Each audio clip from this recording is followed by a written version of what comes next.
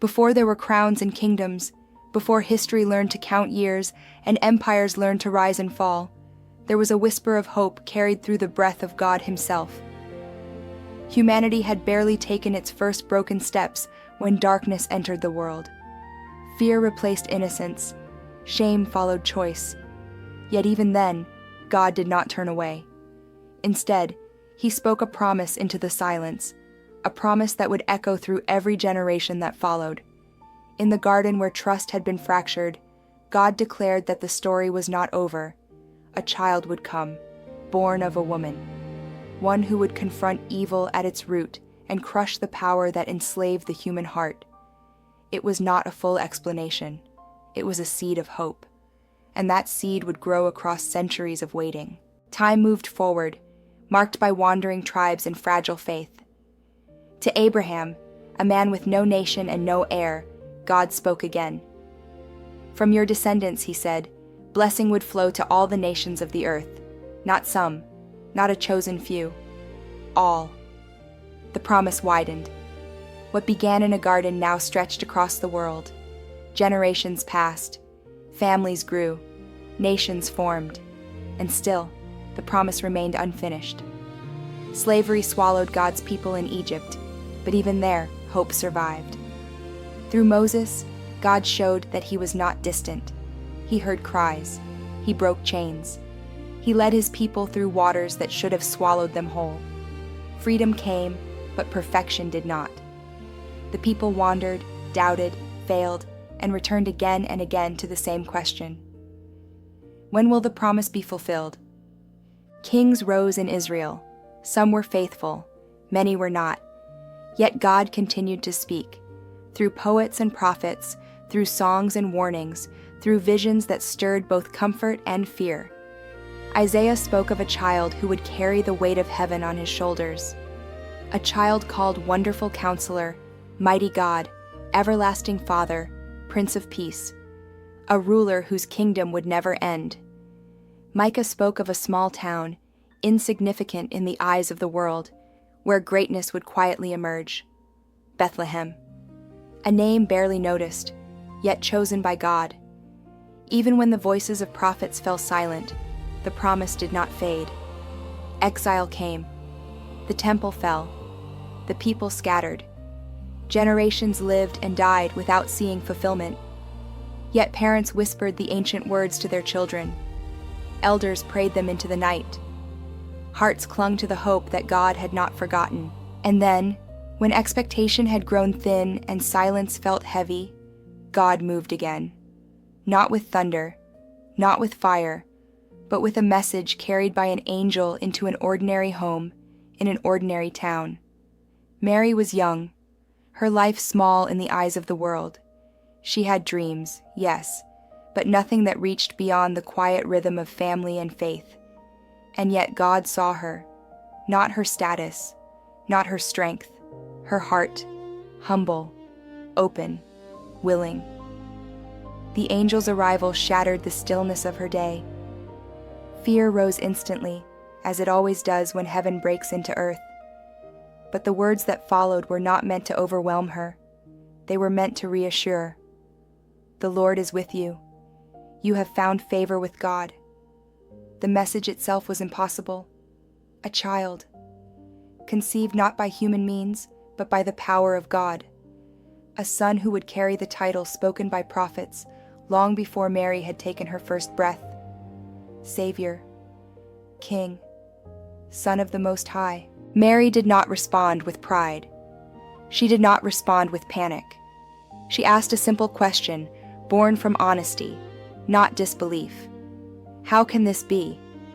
The answer did not explain everything. It invited trust. The Spirit of God would move. The impossible would become real. And in that moment, Mary stood at the edge of history. One choice, one response. Her yes was quiet, but it shook the heavens. I am the Lord's servant. Let it be done to me according to your word. That surrender did not come without cost. It meant misunderstanding. It meant whispers. It meant walking forward without knowing how God would protect her. But faith does not wait for clarity. Faith steps forward because God has spoken. While Mary pondered these things, another heart wrestled with confusion. Joseph, a man whose strength was not loud, whose righteousness was not displayed for applause. He loved Mary. He trusted God. And now those two things seemed to be pulling him apart. When he learned Mary was with child, his world cracked. He knew her character. Yet the situation defied logic. The law allowed him to expose her. His heart refused to do so. He chose mercy even while hurting, deciding to quietly step away. That night, God met him in a dream, not with rebuke, with reassurance. Joseph was reminded of who he was, son of David, part of the promise. The child Mary carried was not a betrayal. It was a miracle, a calling, a responsibility. Do not be afraid. Those words carried Joseph from doubt to obedience. When he woke, he chose trust over fear. He took Mary as his wife. He accepted the child as his own. And in doing so, he stepped into a role that would require courage without recognition, protection without applause, and faith without full understanding. The promise was no longer distant. It was growing, breathing, moving toward fulfillment. What had been whispered in Eden, sung by prophets, and prayed through centuries, was now alive within the womb of a young woman and guarded by the obedience of a faithful man. And the world, unaware, continued on. The story was unfolding quietly, just as God intended. The journey toward promise did not begin with celebration. It began with obedience pressed under pressure. A decree from the Roman Empire rippled through the land, demanding that every family return to the town of their ancestors to be counted. For most, it was an inconvenience. For Mary and Joseph, it was a trial of faith. Bethlehem lay nearly 90 miles from Nazareth, a distance that would test even the strong. And Mary was nearing the time of her child's birth. Still, they did not resist. God had led them this far, and they trusted He would lead them still. Joseph prepared what little they had. Mary gathered her strength, and together they stepped onto the road. The journey was slow. Dust clung to their clothes. The sun burned during the day, and the cold crept in at night. Joseph walked beside Mary, steady and watchful, offering his hand when the path grew rough. Mary carried more than a child. She carried the weight of every promise spoken across generations. And yet, there was peace within her, not because the road was easy, but because God was near. Each step brought them closer to Bethlehem, not just a town, but a destiny written long before Caesar ever spoke a word. Empires believed they ruled the world, unaware that their decrees were quietly serving a far greater plan. When they arrived, Bethlehem was overflowing. Homes were full, streets crowded with travelers. The noise of voices and movement filled the air. Joseph went from door to door, urgency growing with every rejection. No room, no space, no place for rest. Mary felt the time drawing near. At last, one door opened just enough to offer something small. A stable. Not comfort, not privacy, but shelter. It was humble, rough, surrounded by animals and the smell of hay. Yet Joseph accepted it with gratitude. A place was a gift. Inside, lantern light flickered against stone walls. The sounds of the town faded into the background, and in that quiet space, heaven leaned close to earth. Mary labored as generations of women before her had done. Pain, strength, breath, and then life. The child arrived without ceremony, without announcement. The long-awaited Savior entered the world not on silk sheets, but on straw.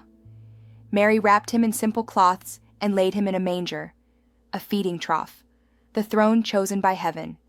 No trumpets sounded, no crowds gathered, yet the weight of eternity rested in that small, fragile body. God had come near, not as a ruler demanding obedience, but as a child inviting love. Joseph watched in awe. The responsibility before him was overwhelming. This child was not only a son, he was the fulfillment of every ancient promise. and Joseph would protect him with quiet courage. While the world slept, heaven rejoiced. Out in the fields beyond the town, shepherds watched their flocks, men accustomed to long nights and little recognition. They were not scholars, not priests, just faithful workers under open skies. And then the darkness shattered. Light flooded the fields. Fear seized their hearts as an angel appeared before them, wrapped in the glory of God. But the message was not one of judgment. It was joy. Do not be afraid. Good news. Great joy. For all people. A Savior had been born. The sign was simple. A baby, wrapped in cloths, lying in a manger. Before the shepherds could fully grasp the moment, the sky filled with sound. Angels upon angels, praising God, declaring peace on earth. Heaven could no longer remain silent. And then just as suddenly, the night returned to stillness. The shepherds looked at one another, breathless. They did not debate. They did not delay. They went, leaving their flocks behind, trusting that nothing mattered more than what God had revealed. They found the stable, found the child, found everything exactly as they had been told, and they fell to their knees. They spoke of angels and songs and glory. Mary listened, holding these words in her heart. Joseph stood quietly, watching God's plan unfold beyond anything he could have imagined. The shepherds left changed. Their voices carried wonder. Their hearts burned with joy. The first witnesses of Christ's birth were not powerful men, but humble ones. And through them, the story began to spread. The light had entered the world, quietly, irrevocably, and nothing would ever be the same. Far beyond the quiet hills of Bethlehem, under skies watched by scholars and seekers, something stirred. Night after night, a new light burned brighter than the rest. It was steady, purposeful, impossible to ignore. To most, it was just a star. To a small group of wise men in the East, it was a summons. They were men who studied patterns, who searched for meaning beyond what the eyes could see. Kings rose and fell, empires shifted, but the heavens spoke a language older than all of them. This star was different. It did not drift. It announced.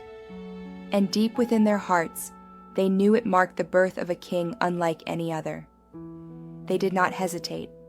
They gathered gifts worthy of royalty and began a journey that would cost time, comfort, and certainty. Deserts stretched before them, roads twisted through unfamiliar lands. Yet every night, the star remained. A quiet assurance that they were not wandering aimlessly. They were being led. When they reached Jerusalem, expectation filled the air. Surely a king's birth would be known here.